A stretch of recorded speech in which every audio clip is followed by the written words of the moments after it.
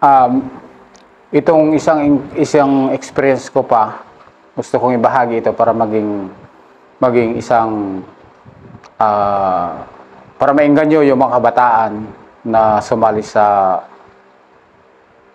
LRR Socom PA.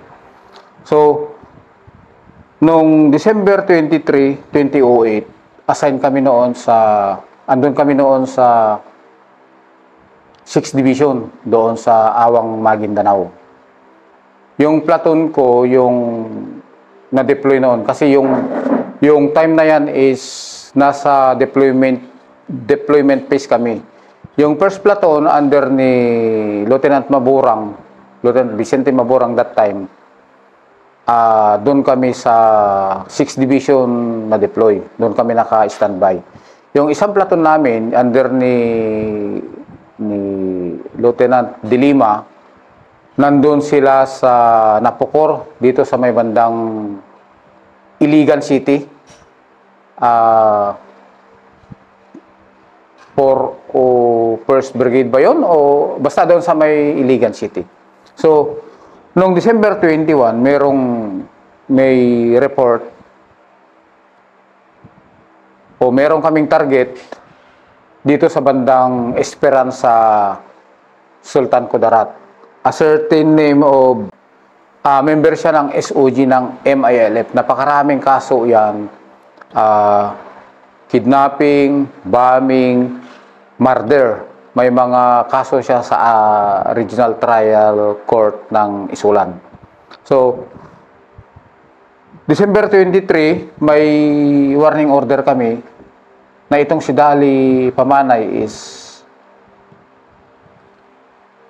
na pattern yung movement niya na pumupunta siya sa palengke ng Esperanza Sultan Kudarat.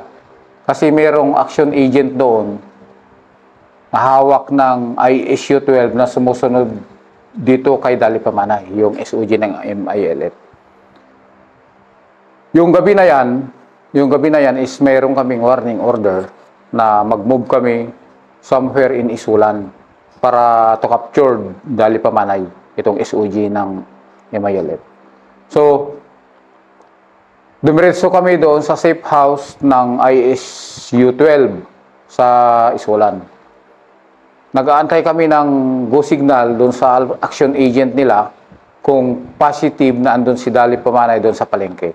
Habang andun kami doon ng umaga, may tawag na positive. Itong si Dali Pamanay is andun siya sa palengke ng Esperanza Sultan Kudarat.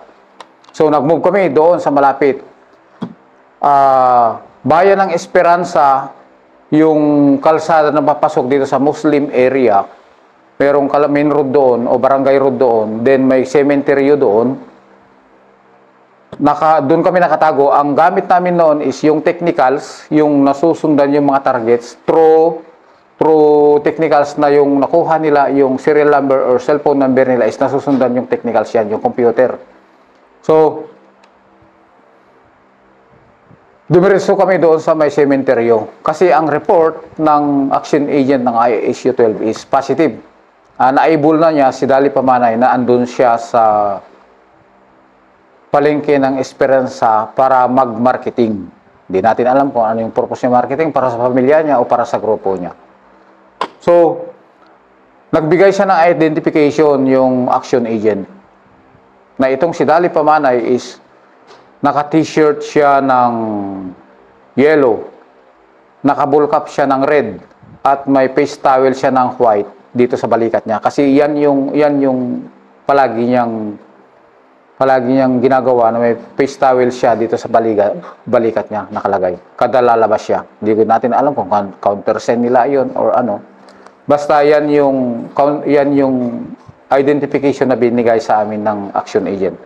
So, habang andun kami doon sa loob ng sementeryo ng Esperanza Municipal Cemetery ata yan.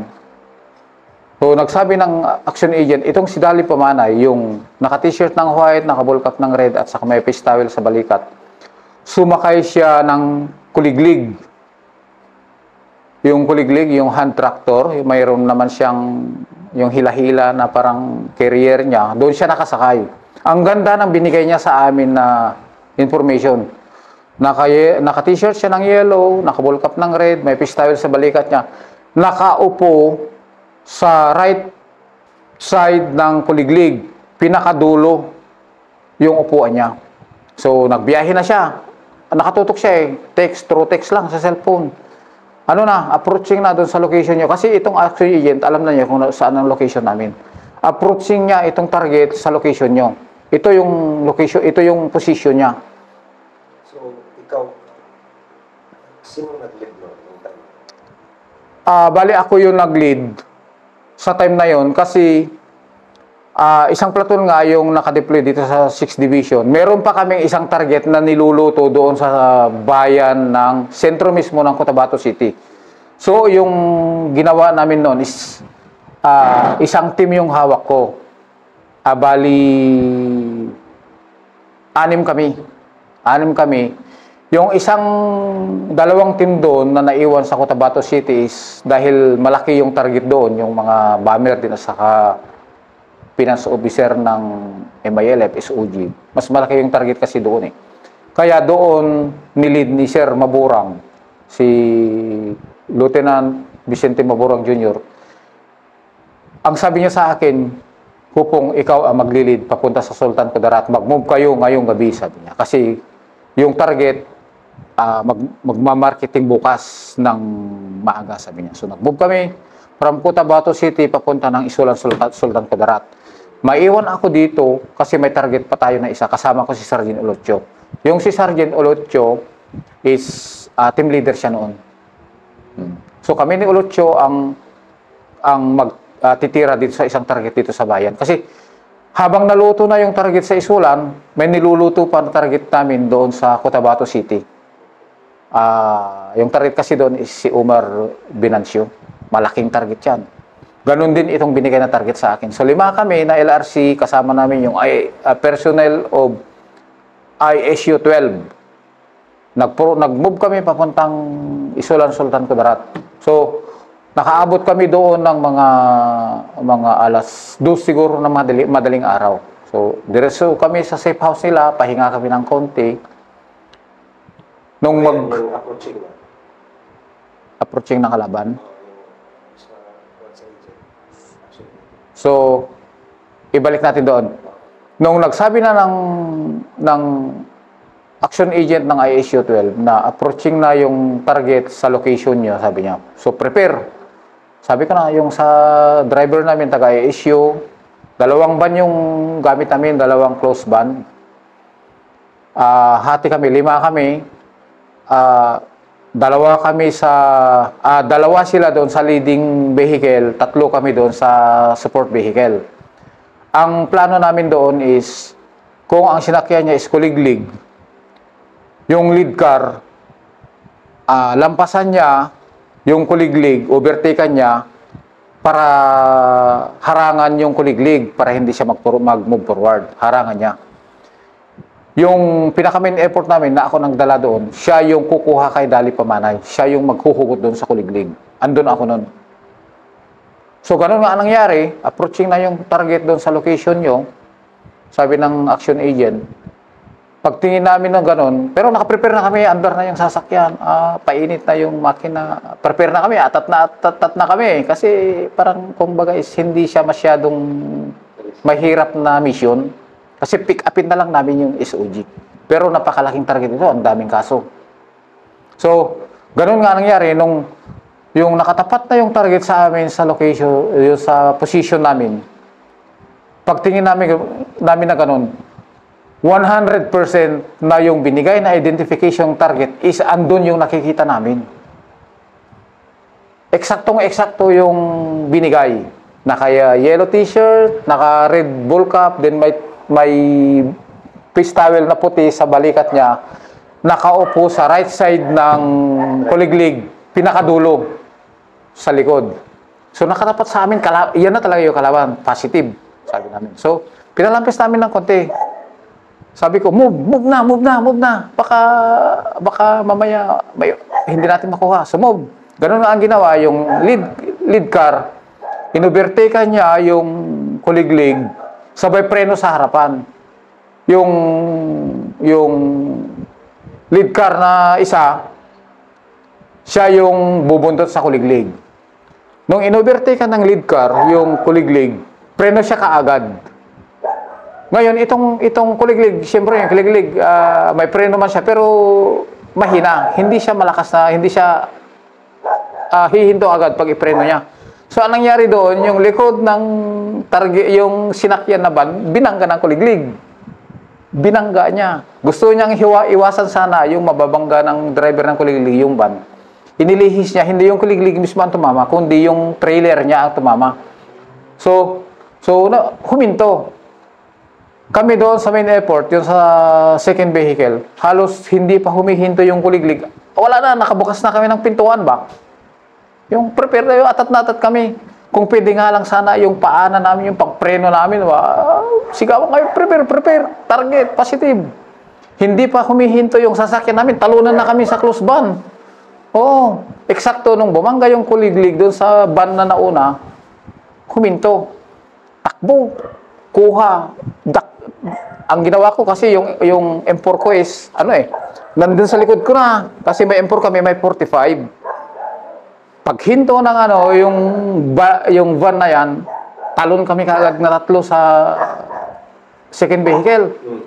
Pagdakma ako sa likod ni Dali Paman ay hila, tumba sa kalsada. Yung tropa, yung lead car, security siya kagad. Yung tatlo kami yung nagyapos. Kung baga is tinumbaan na namin sa kalsada. Bigla yung ibang pasaheros ng kuliglig. Oh, bakit kaya anong nangyari? Wala na kaming pakialam doon. Basta yung focus namin doon is yung si Dali Pamanay. Tumba doon, flex cap kasi yung flex cap na sinasabi ko, yung ano ba yun? Yung tali na pag hinihila mo is magiging parang pusas. Yun yung improvise namin. Kung baga is binibigyan kami ng US counterpart natin ng ganun. Improvise pusas handcuff. So ganun. Tumba siya. Kuha ng kamay, flex cap sa likod. Buhat namin, karga sa van. Balibag namin doon. Doon lang namin, mayroon kaming nakita doon na medyo hindi maganda na nangyari. Kasi, yung pagtumba namin sa kanya, flex cap kaagad. Kasi, sa amin sa LRC kasi is pag magganyan na merong target is, inuurasan kasi namin yan kung gaano kabilis. Oo, palagi inuurasan namin yan. Wala pang 3 minutes, nakuha na namin. Karga na sa van, balik. Alis kami sa objective, sa area. Alis kami kaagad. Saka lang namin, kinapkapan doon, nung sa loob kami ng van, may 45 pala siya. Oo, meron kaming lapses doon. Paano kung may explosive siya na dala? Pero, na yun? Hindi siya makalaban talaga. Kasi nabigla siya Hindi na i-expect na mayroong kukuha sa kanya. Nung pagkapkap namin doon, uy, 45! May 45! Yung position ng 45, kasi hindi siya mahalata na may 45, di ba yung 45 na ganyan? Pag ganyan, ito yung pit natin. Pag ganyan siya, ang galing nilang magtago ng baril. Ando na sa loob ng van, interview kami, hindi na siya umiimik. Pagkapkap, may 45 pala. Paano kung granada yun? Yun. Pero hindi rin siya makabunot ng fin na. Kasi, pagdakip pa lang namin ng ganun, tatlo kami nagtulong-tulong, hindi rin siya nakareact. Yan yung isang nakita namin, kung baga is lesson learned namin yan. Na dapat, huwag kang masyadong magmadali, na i-search mo na maigi yung Pero dahil sa sa yung aggressiveness namin, yung adrenaline namin, kung minsan, yun nga, nagkaroon kayo ng lapses yun. Pero, sa awa ng Diyos is, napakaganda naman yung accomplishment. At siya yun. At siya naman yun. Oo. Positive, in-identify ng yung mga taga-issue, positive yung target. Siya talaga yung target namin. So, ang ginawa namin, sakay sa van, wala na, hindi na kami bumalik ng safe house ng ASU. Hindi na kami dumaan dito sa may Sharif Agwak. Umikot kami doon sa may Carmen, sa Kidapawan. Baka lang kasi na natunugan or kandakan kami ng ambus doon, wala kaming laban kasi ilan lang kami. So, ang ginawa namin yun, umikot kami sa North Cotabato, papunta ng Cotabato City. Pero sa briefing, sa pagbigay ng agent, hindi niya sinabi na may baril. Wala. Kasi siguro yung action agent, hindi rin niya nakikita na bumubukol yung gili niya kasi ang ganda yung paglagay niya eh. Halimbawa, ito yung ganyan yung dalawang paa natin. Pag ganyan yung ano nyo, ang galing ng magtago. Hindi dito katulad sa atin dito lang sa balikat. Hindi, dito siya. Nakaganyan siya dito. Ang galing magtago ng baril. Siguro, ganyan yung technique nila pag mayroon silang target natin, yung mayroon silang titirahin. Pero kaya pa rin yan. Itutok yun, kagad. Hindi rin niya kaya kasi pagkuha ko ng balikat niya dalawa, sabay hila, tumba sa kalsada, hindi rin nakareact. Andun din kaagad yung dalawang kasama ko na naghawak sa kanya. Tuwang-tuwa yung taga-issue yun kasi 3 minutes lang nakuha na namin yung target eh. Tapos, nung nakuha namin yung target, tawag-tawag na kami kay CEO. Sabi niya, sir, nakuha namin yung target. Tuwang-tuwa siya. Siguraduhin mo, si Sir Dilima yan. Siguraduhin mo ko pong na yung nakuha mo, hindi makawala yan ha. Sabi, accomplishment natin. Yes sir, kahit anong mangyari, hindi namin pakakawalan ito. So, ikot kayo ng Kidapawan, north kayo dadaan. Minomonitor niya kami noon. Tapos, habang nagbibiyahe kami, nagbato rin na rin yung kasama namin dyan sa Cotabato City na na-accomplish din nila yung mission nila.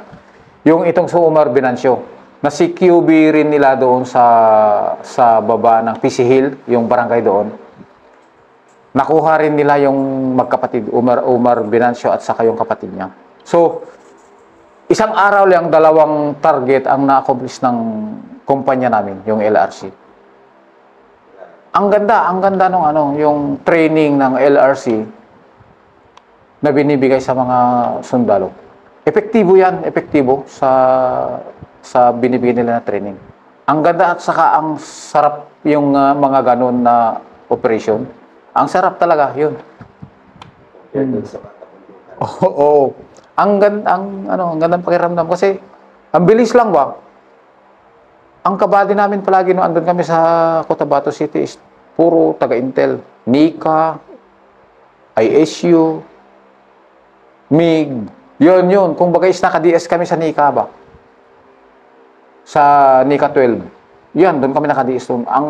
Ang ganda nga ng samahan ng Nika at saka yung LRC noon. Dahil napakaraming mga accomplishment na ganun. Oo. Yung si General Istaris, yan, yung full support sa amin nung naka-deploy kami dyan sa Bandayan. PNP yan, retired to Star General. Pero siya yung naging Nika commander ng Nika 12. Yung time na yan, ang CEO ng ISU 12 noon is si Major Barroquillo. Ang ganda ng samahan namin noon, Major Barroquillo. Siya yata yung sa regiment ng intelligence regiment, siya yata ang nakaupo na ngayon. Yung deployment ng LRC noon, hati kami. Yung time naman na itong accomplish namin na ito is yung isang alert phase kami noon eh. Yung isang platoon is nag-seminar ata sila ng Harris Radio noon about sa communication sa batalyon. Yung platoon ko, andun kami nakadeploy sa GHQ. Kami yung standby alert ng JSOG. Mayroong target na binigay sa amin ng JSOG na mayroong 3 SOG ng MILF dito sa Maharlika Village, Taguig. Wala kaming officer noon. Ako yung nagdala ng tropa, ako yung nagdala ng platoon dyan sa GHQ nung nakadeploy kami na yung time na yan, yung araw na yan. So, busy yung mga officers natin noon o meron silang ginawa siguro o meron silang importanteng ginawa. Nung nagkaroon ng target ng 3 SOG na nandyan sa Maharlika Village. So, ako yung tinas ni CEO namin, si Sir Maburang, ang CEO namin noon, kung di ako nagkakamali. busy sila noon. Meron silang, si Sir De Lima yung company commander namin. Pero, basta walang officers yung target na ito noon. Meron kaming mission na binigay ng JSOG para i-capture itong tatlong target dito sa Maharlika Village. Itong si Samuel Aladin, aka Abdul, at saka si Ming Dimalon, aka Mugia, at saka si Joper Ibrahim Dimalon, aka Asir. 03 March 2010. 03 March 2010, alas 10 ng gabi. So, nung binigyan na kami ng mission, brinip kami ng ISU na nakabase dito sa Port Bonifacio. Nireko namin yung target. Naka-close band kami. Pinasadaan namin yung target para makita kung paano yung plano. So, dinaanan namin yung Maharlika Village. Tinuro lang, yan yung pintuan. Yung sa gilid ng bahay, open space yun. Then, ano na yun? Yung parang pinagbabasurahan nila. Okay. Anong kalaban yan? Anong mga klaseng tao? Special Operations Group ng MILF. Ang kaso nila is ganun din. Murder, bombing, robbery. Ito yung SOG na yun. Itong tatlo na ito yung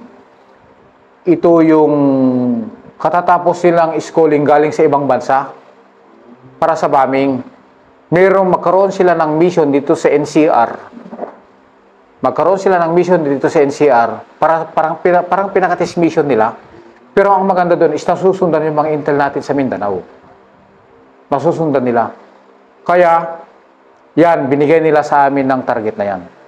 Medyo nababahala ako noon kasi tatlo yung target doon eh. Hindi natin alam kung ano yung nandun mismo sa safe house nila. Pero sabi ko, kaya ito.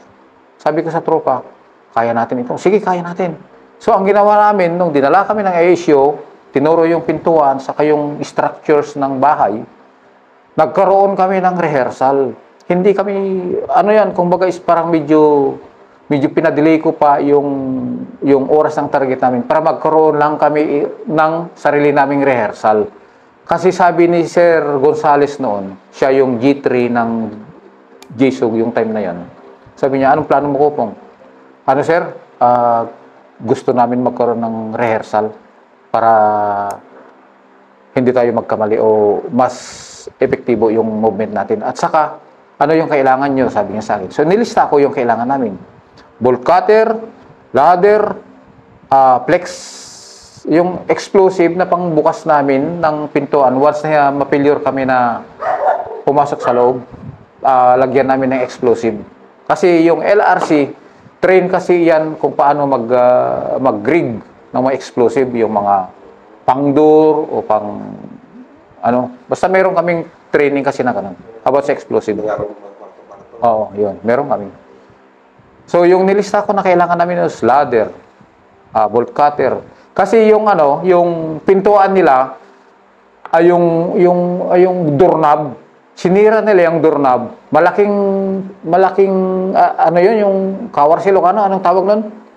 Kadena. Malaking kadena yung nakalagay doon sa pintuan nung nireko namin. Kita namin talaga. Kasi yung sa report, yung pinanglalak nila sa pintuan nila, yung main door nila is kadena na malaki. Totoo nga nung nirecon namin. So, napaka-importante yung recon pag may target ka, lalong-lalo sa mga ganitong CQB operation. So, anong kailangan niya? Sabi ni Major Gonzales. Major pa siya noon si Sir. Bolt cutter, Sir, para meron kami pang ng kadena.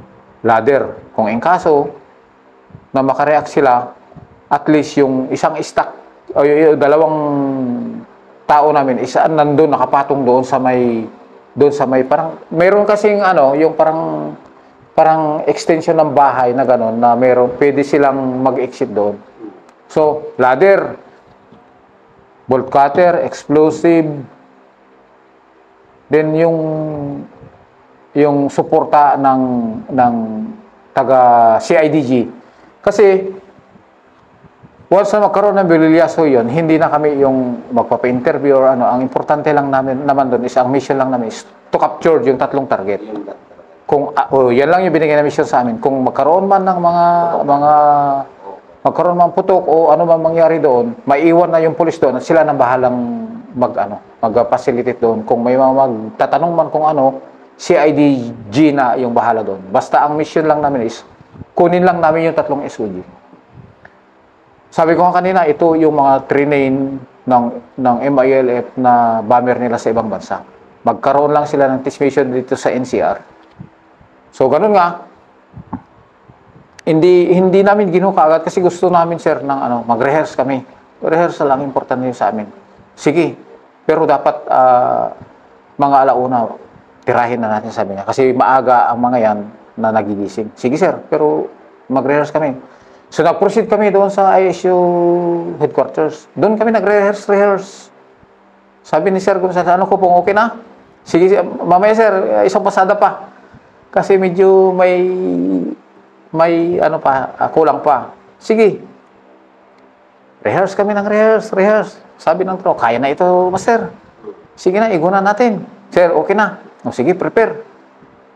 So, sakay kami ng assault vehicle ng JSOG. Prepare na rin yung mga kabady namin. So, nung mag-move kami doon, umalis kami doon sa headquarters ng ISU. 12:50. Ang travel kasi dyan is mga 10 minutes. 12:50. Ang travel namin is, ang estimated namin is more or less 10 minutes yung travel.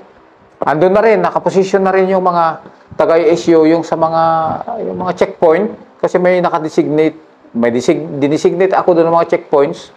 Once na magkaroon ng bulilya, so meron nang nakaano doon, taga-ISU na mag-facilitate para sa withdrawal namin, expel namin, at saka yung pagpasok namin. Lahat ng kanto, gate kasi sa Marlica Village, may gate yan eh. Nakaposisyon na yung mga ISU dyan. So, okay na yung coordination. Sige, go, sabi ni Sir Gonzales. Sumusunod-sunod lang din sila sa amin. So, umalis kami doon ng mga 12:50, ganun. 10 minutes kasi yung yung estimated travel namin.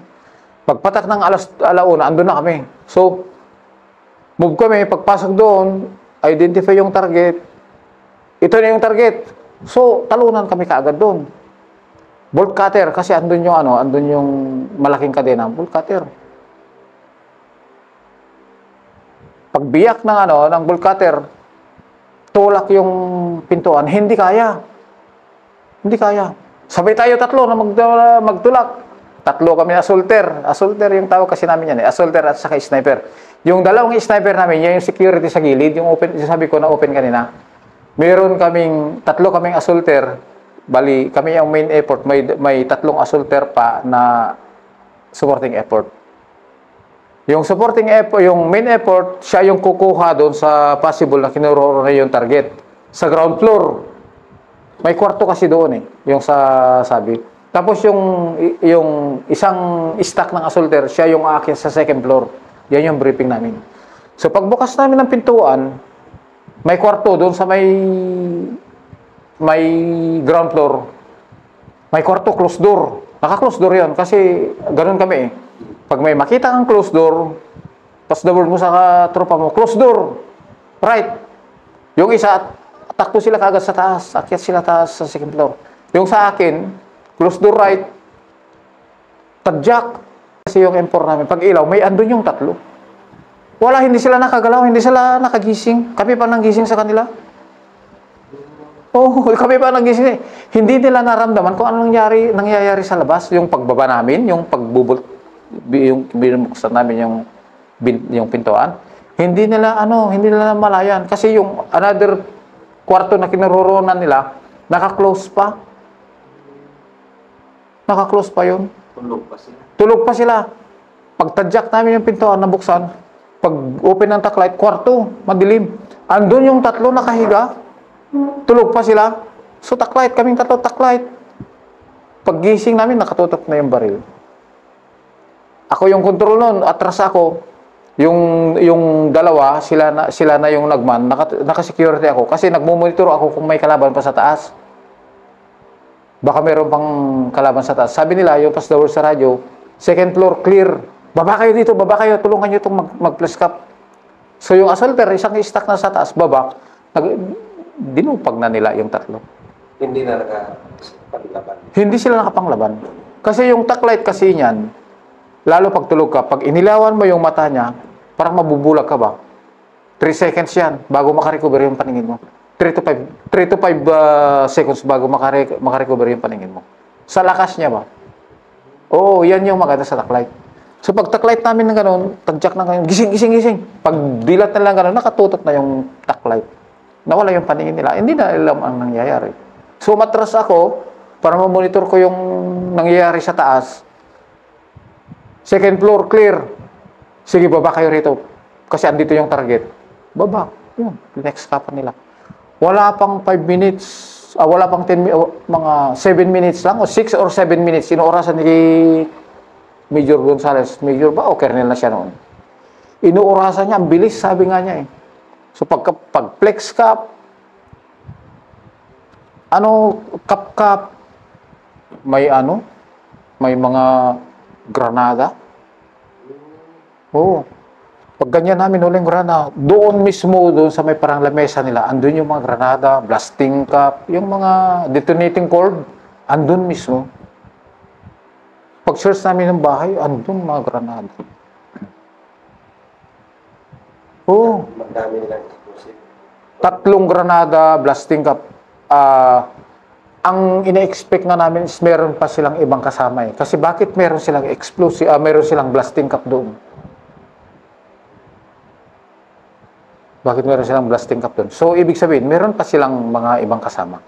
Kasi yung Maharlika Village is fully Muslim area yan. So, pagka flex cap, expel, prepare for expel, yun ang tawag kasi namin eh. Prepare for expel para yung security namin is naka-alert din sila. Yung security namin ng sniper, prepare to expel, ladder, tupi, karga sa assault vehicle. Withdraw kami kagad. Hindi pa umabot ng 8 minutes na-accomplish na yung mission. Ang bilis. Naiwan na doon yung police, yung CIDG. Sila nang bahalang kung ano yung nangyari. Basta yung mission lang namin is kung paano namin i-capture yung 3 target. So balik kami ng ISU compound. Nagka-turnoveran na kami doon sa ISU. Pagdating namin sa ISU, turnover sa kanila, yun na. Spot report kaagad. Yan yung sinasabi ko na yung mga enlisted personnel is kaya nilang i-accomplish yung isang mission na binigay sa kanila kung kumpleto yung training mo at saka may disiplina kayo. Kayang-kaya i-accomplish yung mission basta maganda lang yung samahan nyo. Without the absence ng mga officers, kaya natin i-accomplish yung bigay nila sa atin na mission. Kasi yung mga officers natin is ang laki ng tiwala na nila sa atin.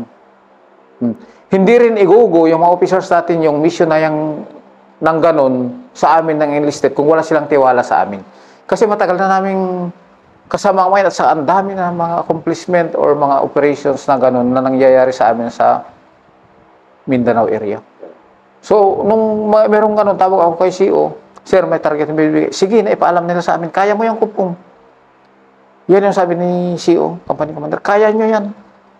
Sa Mindanao, kaya yun. Dito pa kaya sa Manila. So, yun yung sinasabi ko. Ang laki ng tiwala ng mga officers natin sa mga enlisted personnel. Yan yung sinasabi ni Sir Maborang noon. Sabi niya, matured na ang mga yan. Kaya na nilang magdesisyon ang mga yan. Kaya, kung merong ganyan na trabaho, kaya na nila yan.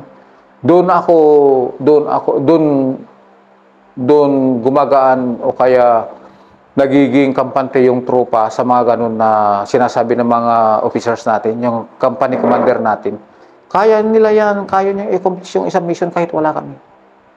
Dahil nga sa tiwala nila sa atin ba? Dahil nakikita nila yung performance natin is maganda.